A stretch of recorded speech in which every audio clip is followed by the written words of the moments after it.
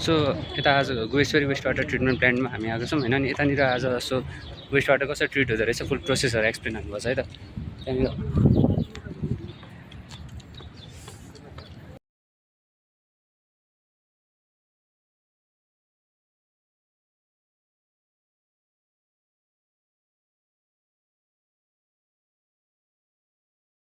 बार हुन्छ। बार भन्नाले यस्तो बसेको हुन्छ, डिस्टेन्स लगभग 2 सेन्टिमिटर हुन्छ। त्यसपछि रोटेट भइरहन्छ तलबाट जुन फ्लोटिङ मेटेरियल्सहरू माथि आएको हुन्छ त्यसलाई चाहिँ घुमाएर लिएर आउँछ। त्यसले घुमाएर लिएर आएर तपाईँको माथिबाट यहाँ तल कम्प्याक्टरमा झार्छ। यो लामो छ नि यो मेसिन भएको सिरा, यसलाई हामी कम्प्याक्टर भन्छ। यसलाई चाहिँ कम्प्रेस गरेर घुमाउने स्किल जसले घुमाउँछ। त्यो घुमाइसकेपछि तपाईँले उतापट्टि देख्नुहुन्छ त्यहाँ विल ब्यारो छ। विल ब्यारोमा तपाईँको हेडबाट घुमाएर उहाँले निकालेर यतानिर फर्स्टमा इनलेट पछि यतानिर यो भयो।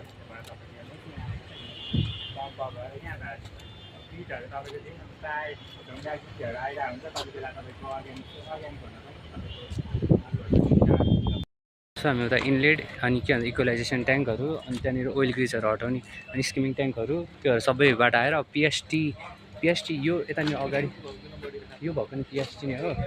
यो चाहिँ अनि यो पछाडि भएको पनि पिएसटी नै हो होइन, प्राइमेरी सेडिमेन्टेसन ट्याङ्क।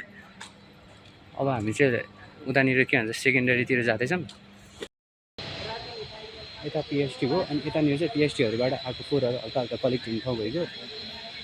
अनि त्यसपछि यतानिर त्यो सेप्टोहरू छ त्योहरू चाहिँ त्यसमा चाहिँ अब लाइक स्लजहरू आएर स्लजहरूबाट ग्यास प्रोडक्सन गर्ने ठाउँ अनि त्यो ग्यासबाट इनर्जीहरू कन्भर्ट हुने ठाउँहरू त्यता हो। त्यतानिरबाट अब जुन स्लज रिमेनिङ हुन्छ जुन डाइजेस्ट भइसकेको हुन्छ ब्याक्टेरियालाई डाइजेस्ट गरिसकेको कुराहरू चाहिँ अब उतानिर लगेर अब त्यसलाई चाहिँ एज अ फर्टिलाइजर युज गरिन्छ है। एरेसन ट्याङ्क है, एरेसन ट्याङ्क हो।